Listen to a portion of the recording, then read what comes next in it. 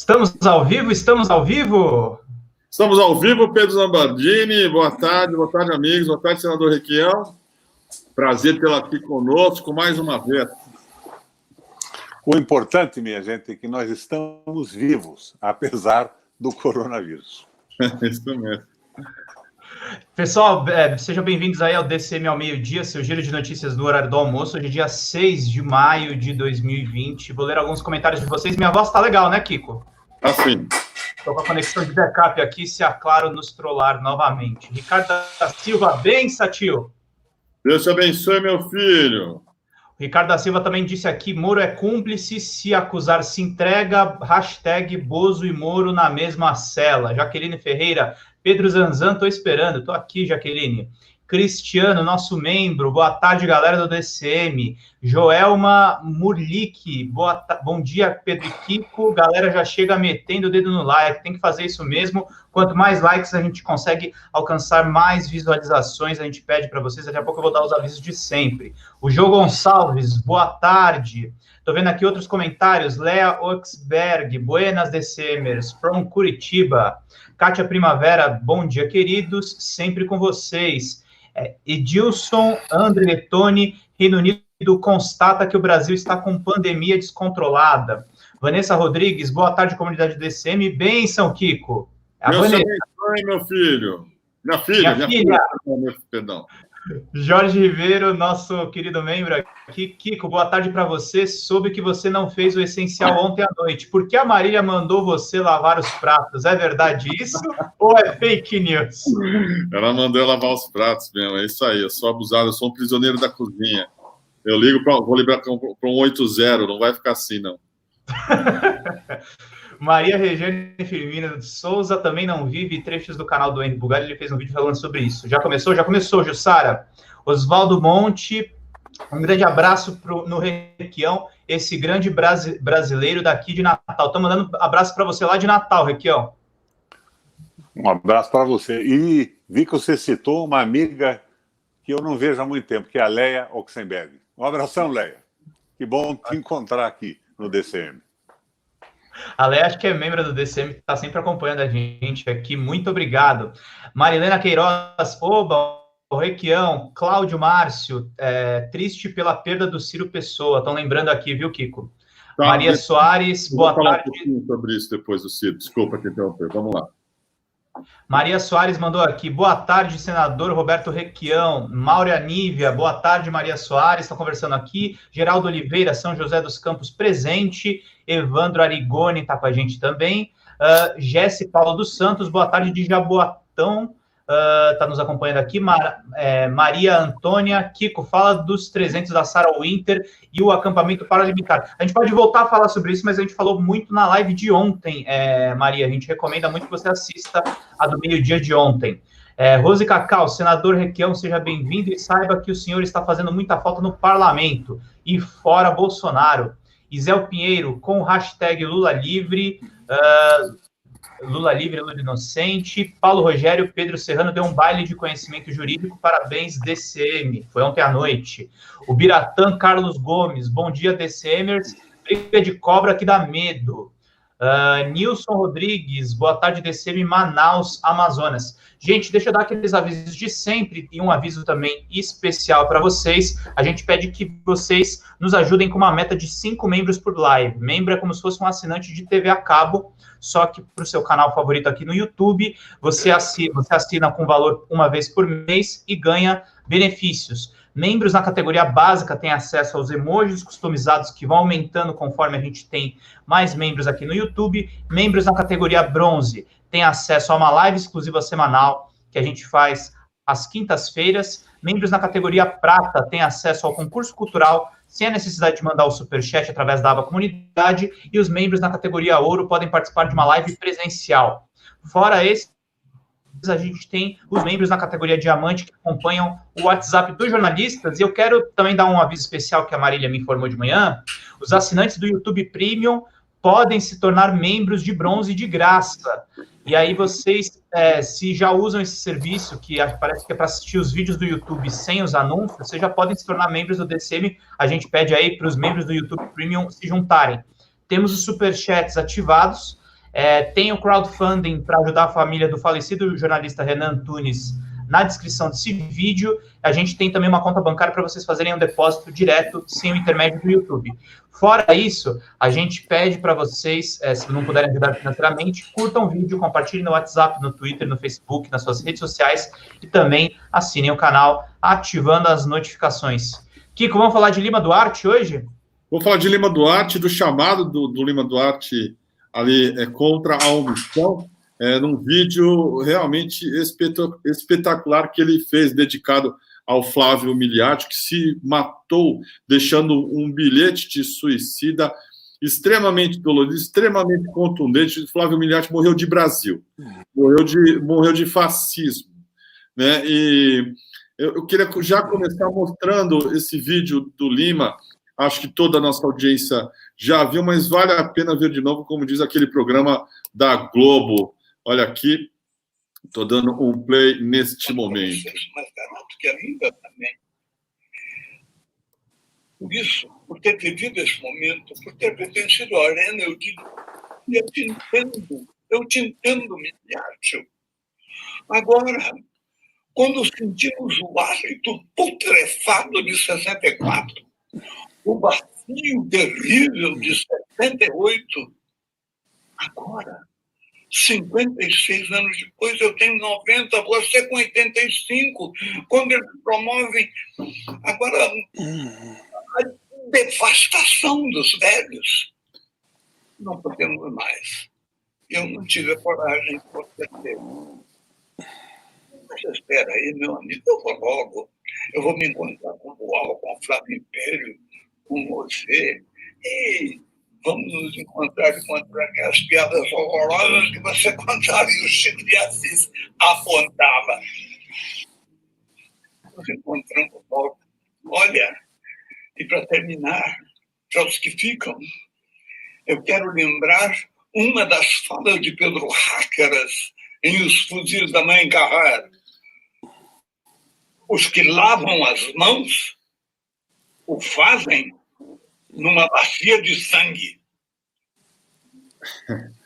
Uma saída dramática, é uma das coisas mais bonitas que eu vi nos últimos anos. Essa frase do Pedro Ráqueras também, dos Fuzis da Senhora Carrara, que é do Brecht, 37. Essa peça ambientada na Guerra Civil Espanhola, a Senhora Carrara perde o marido para forças fascistas e o filho está indo lutar, honrando o pai. E né, os que se omitem, os que não fazem nada, acabam lavando as mãos com bacias de sangue. Olha, faz tempo que eu não via algo tão contundente vindo de um velho, né, um senhor de 90 anos, um gigante da arte brasileira, da cultura brasileira, e chamando, acho que todos nós aqui, brasileiros honrados, verdadeiros cidadãos de bem, a ação, algo precisa ser feito, porque esse senhor e a turma dele são as trevas, e a gente não pode permitir que eles nos sequestrem, como estão sequestrando. Algo precisa ser feito, né, em todas as áreas aí. E queria ouvir agora nosso querido Requião sobre isso, sobre essa fala, sobre esse momento do Brasil, com sua leitura, como sempre, muito lúcida. O que se pode fazer, Requião, para a gente não estar agora lavando as mãos em bacias de sangue, meu caro? Boa tarde. Boa tarde, Kiko. Eu, pessoalmente, acho que o que vai viabilizar a mudança no Brasil é a crise econômica provocada pelas bobagens do Guedes e os efeitos do Covid-19. Isso tudo vai ensejar a possibilidade de mudanças radicais, não só no Brasil, mas mudanças no mundo. Agora, não serão automáticas. É preciso que as pessoas que têm uma visão nacional, democrática e popular formulem com clareza um projeto para o pós-vidro, porque o desastre das medidas econômicas do maluco do Guedes é um desastre anunciado, mas nós precisamos ter um projeto nacional de extrema clareza, e um projeto eficiente, um projeto meio, um projeto que possa ser, no momento, aceitado pela grande maioria do povo brasileiro para o início das mudanças. Eu tenho repetido sempre aquele raciocínio do velho Guerreiro Ramos. Não pode ser um projeto radical, não pode ser o sonho dos pensadores de esquerda, o sonho absoluto. Seria bom que fosse assim, mas não é possível. O sonho absoluto da solidariedade, da igualdade, do amor entre os homens. Mas tem que ser um projeto que valorize o trabalho, que, sem sombra de dúvida, é muito mais importante que o capital. Os empresários hoje estão vendo que sem o trabalho humano não há riqueza. A única coisa que produz bens econômicos, que produz riqueza, é a inteligência e o trabalho dos homens. Mas o capital está dominando tudo. Aquela usurpação absoluta da mais-valia e a ditadura dos que acumularam capital com artifícios econômicos.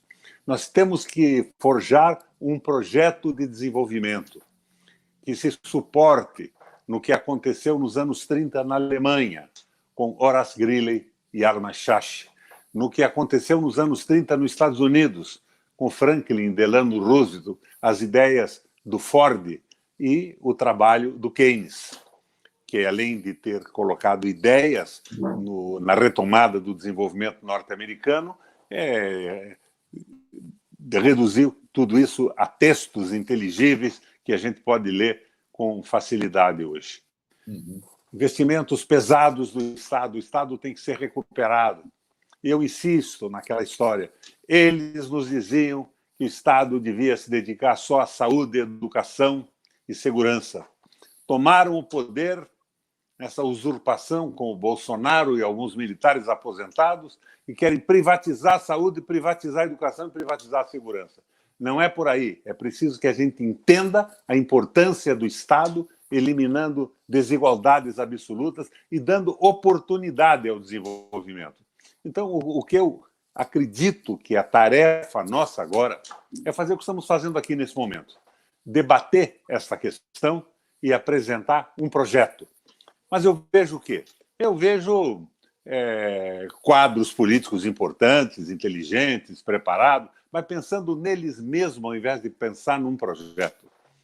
Nós precisamos, antes de saber, por exemplo, se na próxima eleição a presidente da República, que eu espero que seja antes do fim do mandato do Bolsonaro, que está um verdadeiro horror para o Brasil e para o povo, a gente consiga construir esse projeto. Depois vamos ver quem tem viabilidade eleitoral para ser o administrador de um projeto nacionalista, democrático e popular. É por aí. A discussão tem que se focar nisso. Agora, antes de tudo e de qualquer coisa, a solução do raio do Covid-19, que parece clara hoje para toda pessoa que tenha 2 neurônios. Isolamento social e testes massivos. Com isolamento social e testes massivos, até que apareça um antídoto, uma vacina para o Covid-19, nós vamos poder administrar esta crise. Mas a abertura, como quer o maluco do presidente da República e alguns empresários que se interessam não pela vida dos seus trabalhadores, mas pela interrupção do lucro que estão tendo com a paralisação da sociedade, não é seguramente uma solução. A solução é o isolamento social e o teste massivo para que possamos administrar o que vem depois e o que vem em seguida do pico do vírus. Requião, sobre essa insensibilidade de parte dos empresários, ontem o dono da XP de investimentos conseguiu dizer isso aqui, ó. O desafio é que o Brasil tem muita favela, mas nas classes altas a Covid-19 já passou. Você veja como é que é a mentalidade desse pessoal. É inacreditável. É o retrato acabado ali de um tipo de gente rica e insensível e sem noção mesmo de civilidade, né? Que está ali, não à toa, apoiando a Lava Jato. O Dallagnol era cliente, lá ia fazer palestra da XP torta direito, né? Quando o Dallagnol existia. apoiaram o Bolsonaro, etc. Esse sujeito simplesmente diz isso. Nas classes altas, segundo ele, já passou, está sob controle. O que você acha disso, Requião? Faz sentido o que o cidadão está falando? É isso que você está dizendo também? Kiko, eu acho que faz todo sentido o que ele está falando. Mas como a nossa intenção é conversar com a população brasileira, eu não classificaria com essa bondade que você utilizou esse presidente da XP. Eu diria no popular. Esse presidente da XP não passa de um grandíssimo filho da puta. Não tem outra denominação que possa se dar a ele e a esse tipo de atitude. É o dinheiro, é o raio do dinheiro comandando o Brasil. Aliás, é o capital financeiro que está mandando o Brasil, né? E daí vem aquelas propostas mais malucas de Banco Central independente para que o povo jamais possa administrar a sua economia, que ela fique na mão dos banqueiros e dos muito ricos, do capital financeiro. Porque nem o capitalismo clássico nós estamos vivendo mais. É uma exploração absoluta do dinheiro. É o mamon bíblico. E não se pode servir a Deus e a mamon, diz a Bíblia. E mamon, em hebraico, não é nem outro Deus, nem o diabo. Mamon, em hebraico, quer dizer dinheiro. O dinheiro não pode estar acima dos homens, acima da ética, acima do processo civilizatório que nós vivemos. Acima da vida, né? Acima da vida. E da vida das pessoas. Agora, esse cara da XP é um filho da puta. Não tem outro adjetivo para aplicar a um sujeito que coloca uma posição dessa no momento de uma pandemia em que morrem milhares de pessoas e que agora estão morrendo os mais pobres, que não tem nem respirador, nem UTI, não tem nada. Esse sujeito não vale o que come. Perfeito. Pedro Zambada, você já tem superchats aí, meu caro? Temos superchats e gratas surpresas aqui, Kiko. Olha, novos membros tem a Cris Chaves, a Andresa Monteiro Fraga, a Vanilda Marques e a Fanny. Estão novos membros aqui. A gente quase preencheu a nossa cota em poucos minutos de live. Quero agradecer em nome da equipe, né? Falta um membro só. Que maravilha, muito obrigado, viu, pessoal? A gente está precisando de uma força de vocês nesse momento que a publicidade programática que faz o DCM ali, tem a maior parte da receita, teve uma queda brutal. Então, qualquer ajuda que vocês puderem nos dar é bem-vinda. Muito obrigado. Diga lá, Pedro. É isso aí. Tem mais superchats aqui. A Zuza Aguiar mandou para a gente. O Brasil tão apodrecido que estou achando que está valendo sair desse mundo de fininho. Do lado de lá só vão os que fazem a diferença aqui. Triste demais. Não vai para o outro lado não, Zuza. Fica aí. Ana Lúcia Lima Duarte votou no Bozo, mesmo sabendo quem ele é. Sendo assim, ele também não lavou as mãos com sangue. Quem votou no Bozo está com as mãos sujas de sangue. E o Carlos Alberto Campos Lima, saudações para o Tenente R2 Requião. Mandou aqui pra gente. Tenente R2 Requião é o apelido do Requião no Exército? É isso? Não, eu sou oficial da reserva do CPOR, né? Tenente R2. Off-Cave, aspirante oficial de cavalaria, eu era. Concluí o CPOR, então tenho a condição de tenente da reserva. Que nem mas o olha, você aposentasse ali sendo banido do Exército, terminava como capitão, é isso? Exatamente. Mas veja, vocês falaram no Lima Duarte. Eu fiquei profundamente aborrecido com a posição inicial que ele tomou nessa crise toda. Era o que ele sentia. Mas hoje, como eu analiso o que o Lima fez? Eu aplico ao Lima Duarte o Código Canônico. Todo mundo deve ter uma chance de reabilitação. E o Código Canônico estabelece, primeiro, o arrependimento. Em segundo lugar, a confissão pública.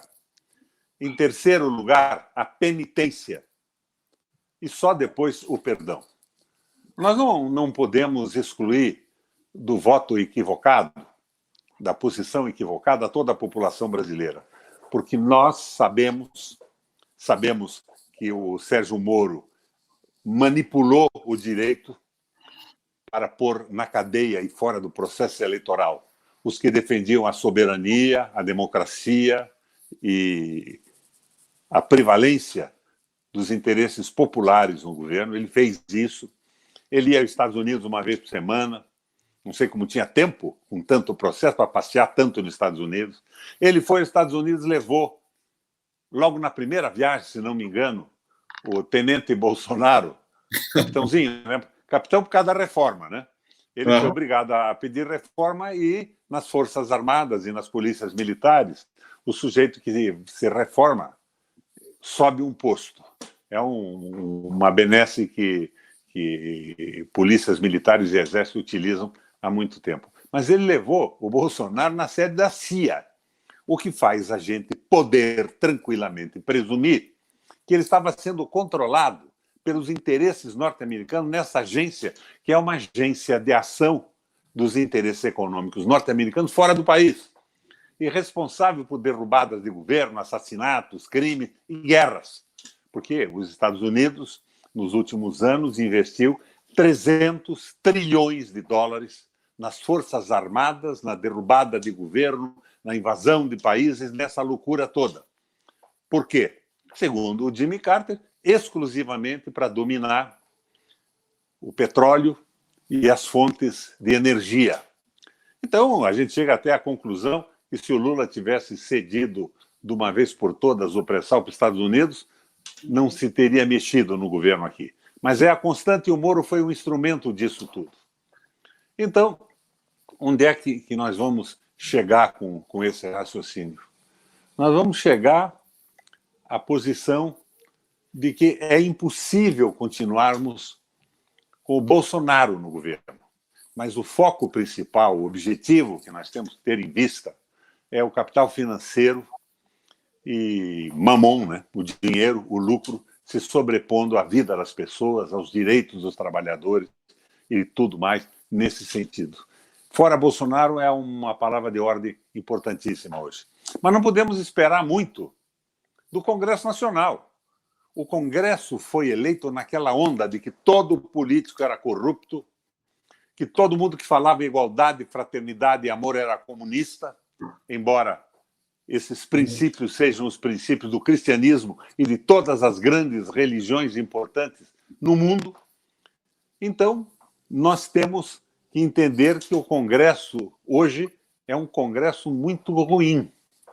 Eu não diria a esse Congresso a designação que eu dei ao presidente da XP, que esse é um grande filho da puta mesmo. Mas eu diria que são completamente alienados do Brasil. E estão lá pensando em resolver os seus problemas pessoais. Estão repetindo aquela proposta do Centrão de vender voto. Não há consciência política, não há consciência geopolítica, não há visão macroeconômica. É uma situação extremamente ruim. Então, vamos insistir nisso que vocês fazem todo dia.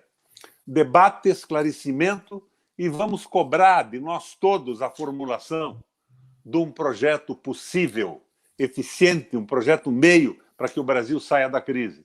E como é que se formula esse projeto? Vamos ver o que aconteceu no mundo na luta contra a opressão, as ditaduras. Na Rússia, com a Revolução Comunista.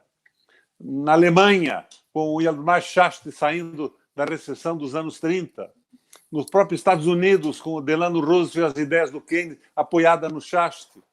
Vamos entender que nós temos que colocar o Estado na sua verdadeira função e tirar o domínio da política econômica, que é a verdadeira política que mobiliza um país, das mãos dos grandes bancos, dos financistas, que não são sequer economistas, são agentes de proteção do grande capital e dos seus donos. É por aí, minha gente. Esse debate é, por isso, extremamente importante, que a gente faz aqui em um número enorme de postes de...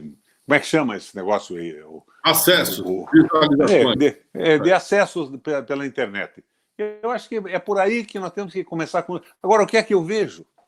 Eu vejo gente propondo independência do Banco Central e diz que é de esquerda. Tão esquerda quanto o presidente da XP. Meu Deus! Nós temos que abrir a cabeça das pessoas. E veja bem, eu não estou dizendo que todo sujeito que tem uma visão liberal da economia é um canalha completo, canalha absoluto. Muitos tiveram uma formação econômica em universidades que levavam a isso. Não são corruptos, não metem a mão em dinheiro público mas estão orientados para a defesa do capital financeiro. Esses têm que ficar fora dessa frente ampla. Uma frente ampla para a reconstrução do Brasil do ponto de vista da sua população. É por aí. Requião, você falou do Mamon e nós tivemos ontem o Marrecon, o Moro, o Moron, lá vazando seu depoimento à Polícia Federal para todo mundo. Ele vazou geral, chegou até para nós, para você ter uma ideia como, né, a coisa andou por aí. E não tinha nada. É um pastel de vento. Ele repete... Ele vazou uma caixa d'água sem pressão. Muito blá, blá, blá. Evidentemente que ele tenta não se incriminar. Ele fala, olha, não sei se o presidente cometeu crime, isso não cabe a mim decidir, ele está se protegendo aí, né? Mas não tinha nada, né? O que o Moro quer? Ele está, de alguma maneira, tentando se defender. Ele tem defesa. O Moro é mais um palhaço aí, um sujeito que ficou 1 ano e 4 meses, agora está tentando se desvencilhar dessa desgraça depois de prestar serviços, né? Não tem nada ali, você acha, ou tem alguma coisa para se aproveitar daquele depoimento? Kiko, o Moro trabalhou comigo durante muito tempo. Ele era juiz federal e era governador do Paraná. Nós tivemos ações conjuntas, articuladas, entre a Polícia Federal, a Justiça Federal, no combate ao narcotráfico, ao desvio de dinheiro e tudo mais. Você é uma espécie de pai do Moro? Pai do Moro? Não chega a isso. Eu vou dizer a você que eu me entusiasmei no começo do Lava Jato. Eles atingiram alguns corruptos aqui no Paraná, e aqui no Paraná a luta contra a corrupção é muito dura.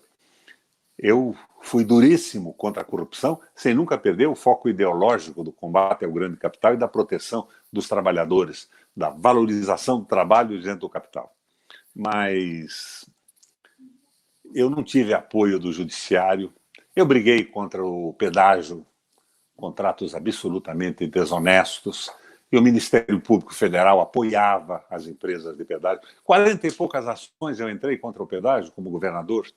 Em todas elas, o Ministério Público Federal deu parecer a favor dos concessionários, a favor da negociata, a favor do lucro extraordinário dos trambiques. Foi um jogo duro. Tanto o Ministério Público Federal quanto o Ministério Público Estadual. 100%. Mas 100% também foi a decisão do Judiciário Paranaense e do Judiciário Federal. Fiquei sozinho nisso. Então, eu conheço o Moro há muito tempo. Me entusiasmei com o raio da Lava Jato, porque ele pegou alguns corruptos locais que estavam fora do alcance da crítica, apoiados pelo conjunto do Judiciário, do Ministério Público e da imprensa.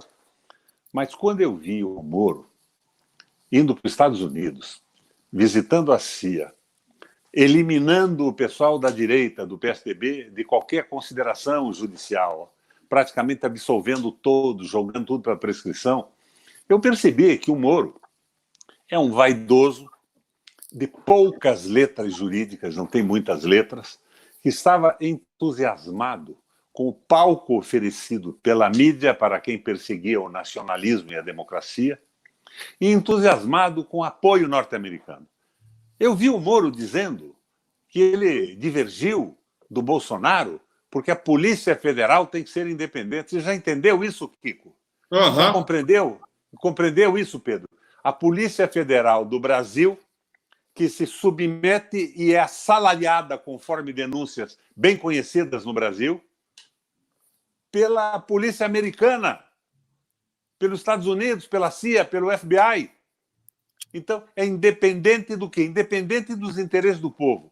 Agora, o Moro brigou com o Bolsonaro, mas o Moro aceitou, depois de ter arbitrariamente afastado a possibilidade de uma candidatura progressista no Brasil, para que o processo civilizatório continuasse, o Moro aceitou, pleiteou e aceitou ser ministro do Bolsonaro. E como ministro do Bolsonaro, vocês não ouviram nenhuma vez o Moro agir para descobrir quem matou a Marielle e por que ela foi assassinada. Agir para esclarecer os desvios de verba do gabinete do Bolsonaro 01, 02, 03, 04, aquele time todo, os que estão no parlamento, e do próprio presidente da República. Você não viu o Bolsonaro se empenhar para rapidamente descobrir onde estava o Queiroz e esclarecer, inclusive, o cheque do Queiroz dado à esposa do presidente da República? O Bolsonaro, nesse governo, é partícipe e cúmplice das políticas do Guedes, que é o braço peludo e curto do Bolsonaro e do capital financeiro, acabando com os direitos do trabalhador, eliminando a previdência social, esmagando os sindicatos. E eu não vou dizer para vocês, eu fui governador 3 vezes, fui deputado estadual, fui prefeito da capital, que nós não tínhamos algumas coisas para ser mudadas na previdência social brasileira, para ser adequada aos novos tempos, para ser melhorada. Mas o Moro jogou junto com o fim do direito dos trabalhadores de uma forma radical em favor do capital financeiro. Então, o Moro e o Bolsonaro são a mesma coisa. Como disse a mulher do Moro, né? Como disse a mulher do Moro, né? Uma coisa só, né? Ela mesma. A dona Rosângela já afirmou isso. O meu marido e o Bolsonaro são uma coisa só. Eles são uma coisa só. E o depoimento do Moro na polícia foi ridículo, vazio e ridículo. Comeram pizza, pediram pizza nas fornerias da cidade, pediram pizza e ele tentou fazer, na verdade, uma defesa para não ser acusado de denunciação caluniosa. Ele concordou com tudo que o Bolsonaro fez. É partícipe, é cúmplice, é coautor de todas essas barbaridades, como todo picareta que está nesse governo. Então, ele não disse rigorosamente nada. E cá entre nós, do ponto de vista republicano, quem nomeia o delegado-geral da polícia é o presidente da República. Consulta o seu ministro. E quando ele não afina com o ministro, põe na rua. Eu não estou fazendo, lógico, a defesa desse maluco do Bolsonaro. Eu sou absolutamente a favor do seu afastamento, da sua renúncia, do seu impeachment, de uma fórmula que o Brasil se livre dessa desgraça que nos desmoraliza e desconstrói a possibilidade de trabalho do nosso povo. Além dessa boçalidade na condução do coronavírus. Eles estão em guerra contra o coronavírus, mas não a favor do povo trabalhador. Eles estão em guerra contra o coronavírus, querem que acabe logo essa pandemia, para que o capital que domina a economia, os banqueiros, voltem a prevalecer nesse sistema liberal, pregado pelo Bolsonaro, pregado pelo Guedes e por esses milicos todos que estão no governo, essa vergonha desses milicos brasileiros. Eu, rapaz, sou daqueles caras que, quando via uma parada de 7 de setembro, estremecia de orgulho do Exército Brasileiro. Mas não existe mais isso. Se lembra do Geisel? Ditador de direita, mas nacionalista, defendendo a Petrobras, criando a Escola Militar de Engenharia, a Vale do Rio Doce. Onde está essa gente subordinada aos interesses americanos de alguns banqueiros? Nós estamos com um governo de extrema precariedade. Agora, o Moro, com esse depoimento, se desmoralizou definitivamente. Daqui a pouco, o pessoal vai perguntar, num programa como esse que vocês estão fazendo, como era o nome daquele cara que foi ministro da Justiça? Ele será tão evidente quanto o Joaquim Barbosa. Ele desapareceu. Ele é um Bolsonaro de poucas letras jurídicas, nenhum conhecimento econômico, nenhum conhecimento de geopolítica, mas, fundamentalmente, sem nenhuma ligação real com o povo brasileiro, sem nenhuma identidade com o trabalhador. Lembra dos salários dele colocado na mídia? Nunca menos de 100, 120 mil reais.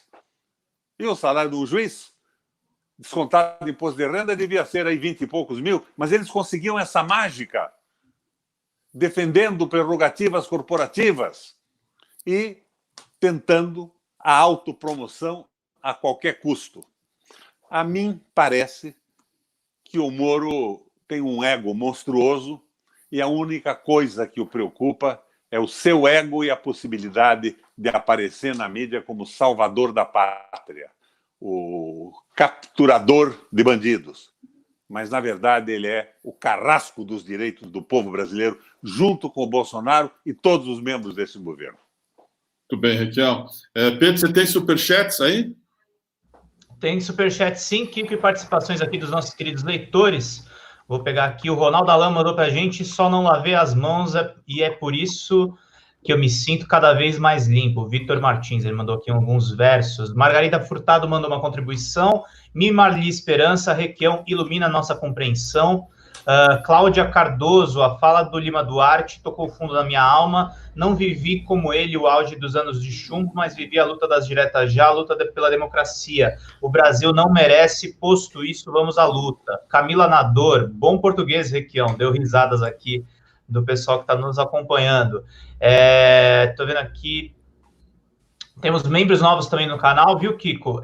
Josefa Lisboa, Rita de Cássia e Cíntia Steigleder. Por conta disso, a gente já passou a nossa meta aqui de 5 membros, a gente pede para chegar em 10, gente. Vamos lá. Maravilha. A Justiça Federal deu 72 horas, acabou de sair para o Bolsonaro explicar a mudança no comando da PF no Rio de Janeiro. A superintendente está no centro das acusações feitas pelo ex-ministro ao Bolsonaro, né, dizendo que ele estava tentando interferir politicamente na corporação. A Advocacia Geral da União informou que tomará as medidas judiciais cabíveis. Ontem o Bolsonaro, numa daquelas lives histéricas dele, está cada vez mais descompensado. Esse cara precisa ser, acho que daqui a pouco, colocar numa camisa de força, né? Depois de falar para uma jornalista, cala a boca, não estou falando com você. É o tipo de gente, não sei, numa conversa de bar, assim, toma um cacete. Ele não é um cidadão assim que preza pelo trato normal, né? Até nós, gente civilizada, que não é violenta, diante de um maluco que aponta o dedo e fica gritando na cara dos outros, estimulando esse tipo de atitude perante também aquela turma que o segue, que vai lá e ataca enfermeiras, né? Aqueles 3 delinquentes que foram lá xingar enfermeiras que estavam fazendo um protesto silencioso na Praça dos Três Poderes, um grandalhão cospe na cara dessas pessoas. Onde é que a gente foi parar? Onde é que a gente foi parar? Precisa ser feita alguma coisa urgente, na minha opinião. E eu acho que nesse sentido, Raquel, uma figura que eu gostaria de te ouvir sobre ele também. O Celso de Mello determinou hoje, nessa decisão aí, com relação ao processo do Moro, do Bolsonaro, autoriza condução coercitiva, inclusive dos ministros militares, que devem testemunhar em tal hora, em tal lugar. Se não aparecerem, devem ser levados debaixo de vara. Os ministros militares não gostaram, estão avaliando esse respeito, mas, enfim, de alguma maneira, o Celso de Mello está deixando um tipo de recado no momento que ele está pronto para se aposentar, que eu acho que, os caras não podem tudo, Requião. Eu gostaria de te ouvir um pouco sobre isso. Kiko, é a visão corporativa do judiciário. É outro risco que nós estamos correndo. Então, de repente, um juiz impede o presidente da República de nomear um ministro, de nomear um diretor da Polícia Federal. Eu acho que ele devia ter tirado o Bolsonaro do governo, que já cometeu crimes suficientes para ser afastado. Mas não. Eles têm uma visão corporativa, a judicialização da política brasileira. E o corporativismo, Kiko, é a manifestação coletiva do individualismo. É muito ruim isso. Essa dominação do judiciário é muito ruim. Agora, veja bem, eles não querem que o Bolsonaro nomeie o delegado-geral da Polícia do Rio de Janeiro. Mas eles não dizem nada quando o Bolsonaro vende, sem licitação, empresas públicas. Verdade. Eles não dizem nada quando o Bolsonaro reduz salários, quando o Bolsonaro libera 1,2 trilhão de reais do depósito compulsório dos bancos para os banqueiros. Eles não dizem nada quando o Bolsonaro aumenta o salário dos militares no Brasil. Em épocas normais, eu acho que devem ter um salário diferenciado mesmo, mas agora não, e propõe a redução do salário dos funcionários públicos. Mas não mexe no salário dos juízes, dos promotores. Eles acham que aí o Bolsonaro pode fazer. Agora, eles querem mandar em pequenas coisas. É uma simulação de poder. Uma simulação de poder. Porque eles não estão representando o povo. E no regime democrático, todo o poder vem do povo. E esse poder que vem do povo se cristaliza no regime presidencialista, no presidente da República, com equilíbrio do legislativo e do judiciário. Então, nós estamos vendo um jogo de simulação. Vamos colocar sobre vara um general. Banqueiro, não. Uhum. O Guedes, não. O Guedes, não. Então, eu acho que isso tudo é uma farsa. A gente tem que entender que o foco é a dominação do capital financeiro, que nem o capitalismo clássico nós estamos vivendo mais. E a gente se perde com isso, vira um espetáculo circense. Parece que é ação num picadeiro. Mas os generais brasileiros, meu Deus do céu, onde estão os antigos generais nacionalistas? Não pensavam como eu, talvez não como você também, seguramente, mas estavam defendendo o desenvolvimento do Brasil, a nossa economia. E hoje não. Nós temos um general que é subcomandante das Forças Armadas do Sul dos Estados Unidos. Subcomandante, mandalete, subordinado. Como é que é possível isso? E a Lei de Segurança Nacional diz que o Brasil está no Ocidente, deve defender o Ocidente. Defender do quê? Defender do quê? O Ocidente está cometendo injustiças. Os Estados Unidos, que é o beneficiário dessa lei de segurança, investiu, como eu disse, 300 trilhões de dólares nas Forças Armadas para dominar toda a fonte de energia do petróleo e de minérios do mundo, provocando guerras e tudo mais. Por isso está em condição de desenvolvimento inferior à da China. E a China pode passá-lo, porque os chineses não investiram em invasões, em conflitos militares, investiram na sua infraestrutura, mais ou menos seguindo as ideias do Shaftesbury, do Keynes, a política do Roosevelt. Então, é um verdadeiro horror o que está acontecendo. Deixa eu fazer um parêntese aqui, para colocar um conflito na política norte-americana que eu acho muito interessante para a gente entender o que está acontecendo no Brasil. Na grande recessão de 30, os Estados Unidos estavam naquele desespero. A gente conhece isso hoje através da televisão, do rádio, dos jornais, da mídia, de todos os sentidos e setores. Mas, naquele momento, suportado em ideias de um economista famoso até hoje, o Taylor, o Henry Ford montou a linha de montagem. O que o Taylor dizia? Isso durante a crise, né? Isso ocorreu na recessão de 30. O Taylor dizia que, para aumentar a produtividade de uma empresa, de pouco vale você aumentar a carga horária dos trabalhadores. Você tem que especializar os trabalhadores.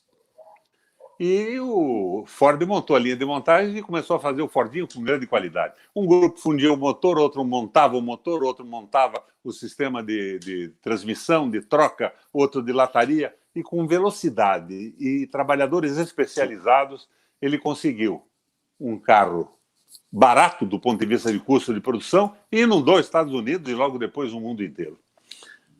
Os empresários americanos, mesmo na recessão, se entusiasmaram com o Fordismo, que é o Taylorismo numa linha de montagem. E a indústria americana, que era complexa mesmo na recessão, como é complexa a brasileira hoje, se dedicou à linha de montagem, especialização de trabalhadores. E o Roosevelt se encantou com aquilo e resolveu dar ao Ford, ao Henry, um prêmio, uma homenagem que seria mais significativa que qualquer empresário privado teria recebido do governo americano. Pasmem, os senhores. Henry Ford recusou a homenagem. E o Roosevelt pergunta, mas por que você recusa? Ele diz, porque se todos os empresários americanos partirem para o Taylorismo e a linha de montagem, eles vão aumentar significativamente a produção e não vão ter para quem vender. Eles vão falir. O desenvolvimento será impossível. Mas, meu Deus, o que eu faço então? Pergunta o Roosevelt. E a resposta do Henry Ford, que não era um progressista, mas que pensava de uma forma positiva na economia americana à época, foi a seguinte: presidente, você, por lei, diminui a carga horária dos trabalhadores e, por lei, aumenta o salário, cria um salário mínimo elevado. Você, dessa forma, vai aumentar o número de pessoas inseridas no mercado de trabalho e, evidentemente, no mercado de consumo também. E você tem, então, condição de começar a sair da recessão em que nós entramos nos Estados Unidos. Exatamente o contrário do que esses porra-louca fizeram no Brasil. Meirelles, Joaquim Levy, Guedes e esse pessoal todo querem diminuir o salário e aumentar a carga horária dos trabalhadores. Eles estão no caminho absolutamente errado e equivocado. Por isso eu insisto, a solução é termos um projeto de grande participação do Estado em investimentos públicos em infraestrutura, porque o Estado não precisa do lucro imediato, que você não consegue numa empresa privada, fundamentalmente na recessão, mas ele põe a roda da economia a funcionar novamente. É esse o jogo que nós temos a fazer. Agora, Moro, Guedes, é tudo a mesma coisa. São figuras menores, são medíocres. Mediocridade promovida pela Rede Globo, pela mídia e pelo grande capital, porque defendem os seus interesses. Eu comparo essa gente toda ao Cacareco, que acabou com uma votação monumental em São Paulo como uma forma de protesto. Ou o Tiririca. Eles são os tiriricas a serviço do capital. Também. Pedro, você tem mais superchats aí, meu caro? Temos muitos superchats e participações aqui dos nossos queridos leitores, agradecer muito. Tem os fãs do Requião aqui, estão a toda. A gente tem um novo membro aqui, o Igor Rosbach. Kiko, está conosco. Bem-vindo, Igor. Maravilha. Temos aqui mais superchats. Sueli Célia, grande Roberto Requião, sempre presente, dignamente posicionado, deveria, no mínimo, ter sido o vice da Dilma. Não estaríamos nessa arapuca horrorosa. Renato Torres, senador Requião, na sua opinião, como vão sair as Forças Armadas perante a opinião pública ao final deste governo? Neuza Costa mandou para a gente, como sou fã do senador Requião, educado, inteligência, corajoso, lindo e ainda anda de moto, né, Kiko? Anda de moto e tem essa vasta cabeleira aí que leva muita inveja aí aos carecas, o Mauro Donato, né? Todo mundo ali se pergunta o que é isso, algum tipo de tratamento especial? Depois o Requião vai contar para nós. O que mais, Pedro, você tem aí? Tem mais superchats aqui. Leide Aguiar, Pedro, o Requião está na live toda quarta? Olha, não temos nada marcado, mas se o senador tiver interesse, né, podemos ver, né, Kiko? Podemos conversar, claro, sem dúvida. Sem dúvida. Jairo Cabral, Requião, numa live aqui no DCM, o senhor disse que Gramsci, no final da vida, se converteu ao cristianismo. Poderia me tirar essa dúvida indicando a fonte? O Hetchel Lúcia mandou para a gente uma contribuição, a gente agradece muito. A Raquel Soares, DCM arrebentando nas lives. A Celda Silva, as palavras podem até causar emoção, mas ele estava lá no golpe, quando ativamente contribuiu para o Brasil que vivemos. Está falando do Lima Duarte, fez campanha para o Aécio, apoiou o golpe contra a Dilma. Infelizmente, você também é culpado. Falou aí do Lima Duarte. Quer comentar isso? O Lima foi absolvido já pelo Código Canônico, pelo pronunciamento que fez agora. Se nós formos imaginar que todo sujeito que votou no Bolsonaro, porque as circunstâncias básicas estavam dadas, a corrupção estava generalizada, que ele tem que ser condenado até o fim das suas vidas, nós não vamos conseguir sair da crise. Não vamos esquecer que o pessoal que votou no Bolsonaro elegeu o Collor, elegeu o Fernando Henrique e elegeu o Lula. Circunstâncias políticas e condução da economia e dificuldade da população mais pobre levaram a isso. O que nós precisamos é esclarecimento e, aos arrependidos, o Código Canônico. Depois da penitência, o perdão. A redenção, né, Requião? Todo herói tem essa trajetória, né? Pode se redimir. O Lima está se redimindo, pô. Acho que com grande estilo aí, com um chamado muito urgente, muito pungente, né? Essa coisa do Flávio Biliati é uma tragédia. né, diante da covardia da pessoa que representa a cultura brasileira, Regina Duarte, uma senhora absolutamente desprezível, agora está lá almoçando com o Bolsonaro, humilhada, assim, né, jogada no chão, cuspida em cima. Bolsonaro nomeia e renomeia gente que ela demitiu, deixa lá um sujeito que é o Sérgio Camargo da Fundação Palmares, que a humilha nas redes sociais, xinga, né? E ela vai lá e vai almoçar com o Bolsonaro para negociar o quê? Vai falar o quê? O que ele vai prometer para ela? Regina, você fica tranquila que eu vou te proteger aqui dessas falanges fascistas, desse bando de vagabundo que está aqui, está com dinheiro público, muitos deles, né? E a mulher acredita, está prestando serviço a quem? Que desculpa que essa senhora tem para ser tão canalha? Nenhuma. Deixa eu ler alguns comentários aqui. Paulo Vinícius Moraes. Estratégia perfeita dos comunistas. Prenderam todo mundo em casa e fazem uma lavagem cerebral através da mídia podre. Temos aqui um bolsominion fazendo um comentário bastante, como se vê aqui, estúpido. Não vou nem perder meu tempo de responder, Paulo Vinícius. Mas volte para o lugar de onde você vê, tá bom? Comida tem história, Lúcio. Como pode, Requião, ainda continuar no MPB? Porque eu já falou isso algumas vezes, né, que eu sobre o MDB. Maria Cristina, e o blogueiro Alan dos Santos que mostrou o dedo para o STF. Cabe processo? É claro que cabe, precisa alguém fazer, né, mover. José Godoy, e a pensão de Moro, a esquerda não vai mover um processo? Espero que ele responda por isso também, porque ele precisa explicar que diabo de pensão que é essa que ele negociou. Isso é crime, não é? Não é, senador? É crime, não é? Você pode chegar e pedir uma pensão que não existe na lei? É o fim do mundo, né? Mostra a verdadeira dimensão do Sérgio Moro. Ele queria um estipêndio, um jabaculê, um pichuleco, e, ao mesmo tempo, ser garantido de condução ao Supremo Tribunal Federal. O seu pouco conhecimento jurídico, a sua dificuldade de se expressar em português, em inglês, pior ainda, né? Nossa. Mas em inglês eu não falo, porque eu não emito um som em inglês.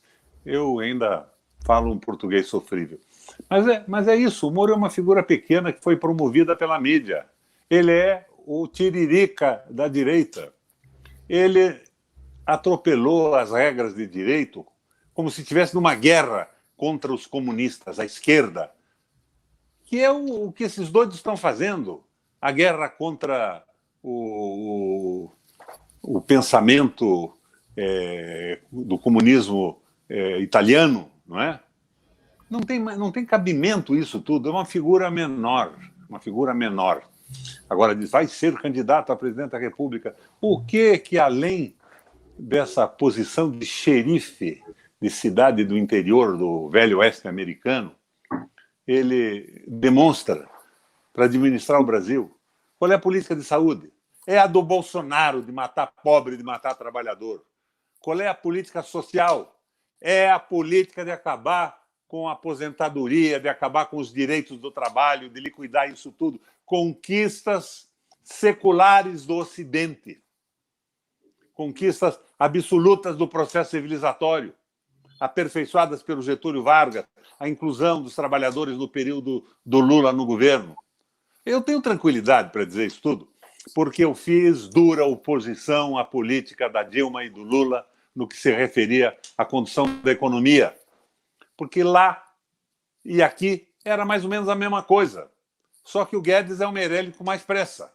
Agora, as políticas sociais, a melhoria do salário mínimo, o aumento do salário mínimo, a inclusão social dos trabalhadores no mercado de consumo, foi genial.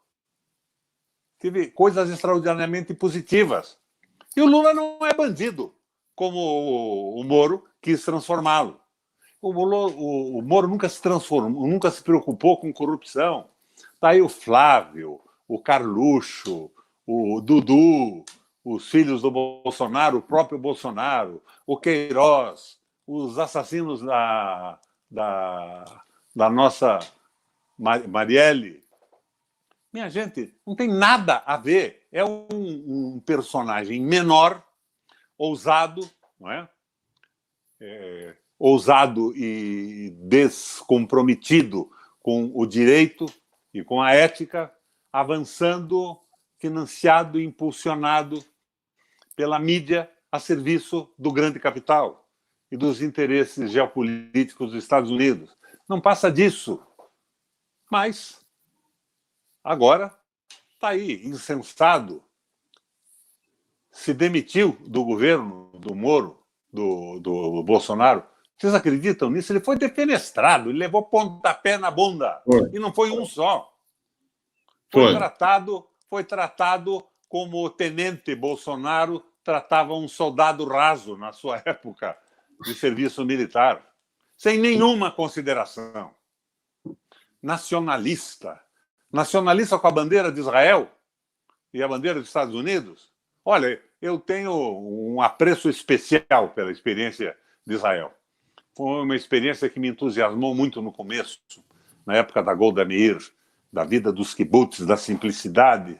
Mas é evidente que com esse Netanyahu nós não temos contato nenhum com aquele povo perseguido que passa a ser o povo perseguidor dos palestinos, numa leitura ampla e pouco profunda. Minha gente, o Moro e o Bolsonaro são a mesma coisa. Muito bem. Eu estou aqui com a capa do Extra, que viralizou hoje, vou mostrar para vocês, mas ficou muito boa. O Pio Zambarda já teceu alguns comentários em sua própria rede social. Está aqui o prato predileto do Bolsonaro, PF do Rio. Cala a boca, já morreu. Essa capa muito interessante aqui, bem montada. O Extra, aquele meia hora, tem algumas sacadas muito interessantes. E hoje o ministro da Saúde conseguiu falar uma coisa inacreditável, senador, que foi o seguinte: ele respondeu ao Lula, que o acusou de ser um idiota, basicamente. E ele falou que conhecia o... Mas o Lula não fez essa acusação. Me perdoe a interferir. Claro. Lula fez uma constatação. A acusação é outra coisa. É verdade. Mas aí a resposta do Taishi foi que ele iniciou carreira no SUS antes do SUS existir. Há 39 anos. O SUS existe há 32. Podemos constatar que o Nerso não sabe fazer conta. É um imbecil completo. Agora, veja, ele é um imbecil concreto. Mas eu protestei no Twitter contra alguns companheiros que estavam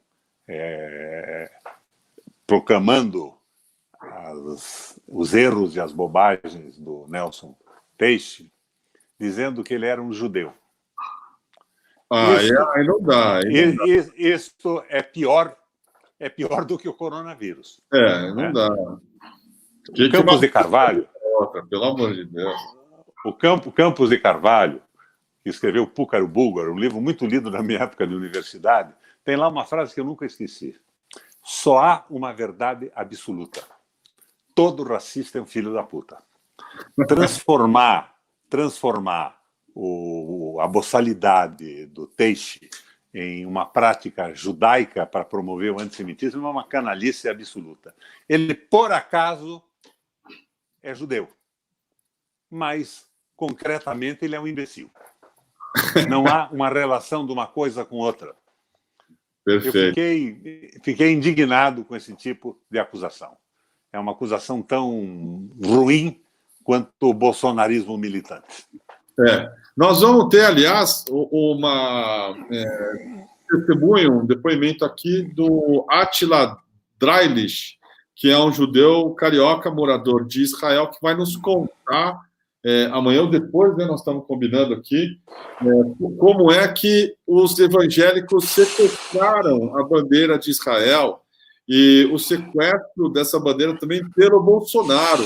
Ali naquele ato golpista do domingo, organizada por gente do governo, aliás, que o Bolsonaro falava que era espontâneo, tratando os outros como idiota, como sempre, ele ficou passeando para lá e para cá com a bandeira dos Estados Unidos e de Israel. Esse é o patriota Bolsonaro. E teve algumas manifestações ali, algumas notas de organizações judaicas daqui, e o Attila vai nos explicar com um pouco mais de profundidade o que aconteceu para Israel ter virado, de alguma maneira, aí, né, o estandarte de evangélicos. Eles tomaram conta ali de uma bandeira que não é deles. É muito, muito louco isso que acontece aqui. Pedro, você tem mais comentários e superchat aí, por favor? Temos superchat, sim, comentários dos nossos queridos membros aqui, integrantes da comunidade. Deixa eu só pegar aqui, que o pessoal tem membros novos também aqui na nossa live. O Emerson Alves também se tornou membro aqui do DCM, viu, Kiko? Ah, legal, bem-vindo, maravilha. Aumentando aqui, 1.220 já membros. A gente está muito feliz com a participação de vocês, gente. Deixa eu ver aqui alguns comentários que já surgiram aqui. A Lea Oxberg mandou aqui: perdoar é saber viver, senador. Super. Carmen Rocha, amo vocês. Da próxima, convidem a Zélia Duncan para dialogar com o Requião. Estamos tentando, né, Kiko? Eu vou trazer notícias disso ainda. Maravilha, ótimo. Vamos tentar figuraça ela. Fanny Kaplum mandou para a gente: há pouco vi a entrevista do Serrano e agora o Requião. Parabéns para vocês. Renato Torres, Pedrão, se possível, pode perguntar seu outro superchat? Claro, Renato, espera só um pouquinho que a gente vai falar agora. Senador Requião, na sua opinião, como vão sair as Forças Armadas perante a opinião pública no final deste governo? Eu já tinha lido, mas eu vou ler de novo aqui para o Requião comentar. Virgínia Leite, Requião, te saúdo. O Marcos Antônio Solano mandou uma contribuição. O Caco de Paula, salve, salve. Roberto Requião, Kiko Nogueira, Pedro Zambardi e toda a comunidade do DCM. Na resistência democrática, não devemos tolerar a intolerância. E a Sueli Célia da Silva, grande Roberto Requião, sempre presente e dignamente posicionado. Isso aqui eu já tinha lido. Deveria, no mínimo, ter sido vice da Dilma. Quer comentar aquele sobre as Forças Armadas no final do governo, Requião? Tem só mais uma perguntinha para o senador aqui, ó, do Roque Vinícius, nosso membro. Você pode dizer como foi a convivência com o Moro na época da investigação do Banestado? Eu fiz a denúncia do Banestado. O Heitor Wallace de Melo e Silva, funcionário de carreira do Estado do Paraná, e meu primo era o presidente do Banestado. Ele descobriu, em Foz do Iguaçu, que tinha contas correntes bilionárias, trilhardárias na mão do dono da barraca de cachorro-quente, que trabalhava na frente da agência do banco. E nós começamos por ali. Mas não deu em nada. O promotor que trabalhou nisso aí é o Celso Três, cara porreta, corretíssimo. Hoje é um crítico da Lava Jato e dessas propostas de hegemonia absoluta do judiciário e do Ministério Público, como se eles fossem eleitos por Deus e absolutamente a salvo de erros e de cooptação pelo sistema econômico. Então, desde aquela época, eu acompanho o Sérgio Moro. Fizemos alguns trabalhos bons juntos. O meu secretário de Segurança era muito amigo dele. Então, nada de extraordinário até começar a Lava Jato. Ele não conseguiu fazer nada com a famosa investigação sobre o Caixa 2 do Banestado. Era gente que utilizava contas de não residentes para mandar dinheiro para fora. O Celso Três, que trabalhou nisso, redigiu 3 volumes com as contas e as pessoas que mandaram dinheiro para fora. Eu fiquei 16 anos no Senado da República. Eu deixei no meu gabinete à disposição da mídia e da imprensa esses 3 volumes. Oferecia da tribuna do Senado para a imprensa investigativa do Brasil. Ninguém tomou conhecimento, ninguém se dispôs a examinar esses documentos. Então, isso está parado realmente até hoje. Agora, quanto às Forças Armadas, eu quero acreditar que o que acabou com isso foi aquela história de diminuir o tempo dos generais em cada posto 4 anos, que foi o Castelo Branco que fez isso. Nós não temos mais os grandes teóricos nacionalistas. A impressão que eu tenho é que é um sindicato preocupado com salário, com aposentadoria, com quanto ganho. Não estão interessados em fazer guerra com ninguém. Aliás, para que serve o Exército Brasileiro da forma que ele é montado hoje? Despreparado, sem instrumentos de combate adequados, sem foguetes, O foguete brasileiro construído no Brasil tem limitação de alcance imposto pelos Estados Unidos. E nós aceitamos isso. Mas eu não acredito que o exército brasileiro seja diferente do conjunto da população. É a mesma coisa. Entrou nessa esparrela de bolsonarismo, as polícias militares entraram também, em cima da visão corporativa e da acumulação de benefícios. A tristeza são esses generais aposentados. Não tem nenhum com a visão nacional do Geisel. O Geisel foi um general da ditadura. Mas você olha para aquele período e vê o que eles fizeram com as empresas brasileiras, dando impulso na nossa economia, gerando tecnologia, como construíram a Embraer. Eu lembro do brigadeiro Ferola, aquela fera da nossa aeronáutica defendendo o Brasil e a Embraer. Então, eu acho que é um momento ruim. E que esse clube militar do Rio de Janeiro está todo empregado já, né? Todinho já tem um empreguinho. É uma aposentadoria boa, algumas benesses, mais um empreguinho comissionado. É o que eles querem.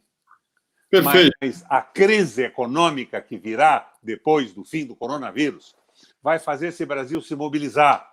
E se as oposições tiverem um projeto decente, elas iniciam a mudança no país. Uma mudança que será efetuada no mundo inteiro. Requião, eu concordo com você, acho que é uma visão mais utilitária que esses militares têm da política. Tem um sujeito lá que, bem ou mal, dá cargo, com o cargo vem dinheiro, prestígio, poder, carro, segurança, né, amante, etc., etc., e não estão muito preocupados com mais do que isso. Então, volta e meia soltam uma notinha, como o ministro da Defesa soltou anteontem, condenando eventuais abusos contra a liberdade de expressão, blá, blá, blá. Mas ninguém vai se mexer para tirar o Bolsonaro e ninguém também está interessado em manter reputação do Exército Brasileiro. Não sei se você concorda comigo, mas foi-se o tempo de militares com algum tipo de compromisso com uma agenda nacional, né? O gás do PND, Petrobras, eles não estão nem aí. Não estão nem aí, né? Visão sindical a mais rala possível. Uhum. Ralíssima visão sindical. Não tenho dúvida disso. Mas a crise vem aí. E a crise econômica reclama um projeto modernizador, fraterno, que entronize a visão igualitária e valorize a soberania brasileira. Porque o ministro da Defesa faz essa programação, esse manifesto, mas ele não diz nada quando entrega o petróleo brasileiro para as multinacionais, quando querem privatizar a água, entregar para a Nestlé, e para quem mais, Nestlé e Coca-Cola. Ele não diz nada, é uma farsa tudo isso. E o que fizeram os militares no Rio de Janeiro com aquela ocupação? O que eles fizeram? O mínimo que podia resultar daquilo é o exército saber quem comandava as milícias. E o Adriano, o famoso capitão Adriano, assassinado lá na Bahia, o que o Moro diz disso? O que os militares que ocuparam o Rio de Janeiro na intervenção dizem disso? Nada, rigorosamente nada. Estão dando suporte à direita, que quer colocar a economia brasileira sob o comando absoluto do capital financeiro. São discípulos de Mamon bíblico. Muito bem. Pedro, tem mais algum superchat aí, meu caro? Temos superchat, sim, interações aqui dos nossos queridos leitores. O AF mandou boa tarde, DCM. O senador pode comentar sobre o Centro de Investigação em Foz do Iguaçu? Ele, para o Moro, a missão cumprida e apartamento em Miami garantido? Pergunta ele. Roberta dos Reis. Pode falar, Raquel. Eu não sei que centro de investigação de Foz do Iguaçu é isso. Eu não sei o que é isso, não. Também não. Roberta dos Reis, as bandeiras dos Estados Unidos e Israel representam o cionismo anglo-saxão e o tradicionalismo que eles pregam. Patrícia Campos Mello escreveu sobre isso na Folha. Leandro Montijo... Isso aí representa nada disso, isso aí é coisa de vagabundo, que não tem noção, não. Não tem Exatamente. nenhum... Exatamente. Não vou representar... Não pode resumir a posição no mundo de um povo com uma boçalidade dessa. Não tem... Não é por aí. Não tem um recado. Chega lá, é tudo cupincha, não tem noção, acha que é normal, tá cometendo um absurdo ali, levando uma bandeira de 2 países estrangeiros numa manifestação no Brasil. Isso é coisa de idiota, isso é coisa de gente tomar água privada. Diga lá, Pedro. Muito bom. Deixa eu ver aqui, Leonardo Gontijo mandou aqui, Requião, que tal combinarmos aqui agora a sua candidatura a presidente em 2022?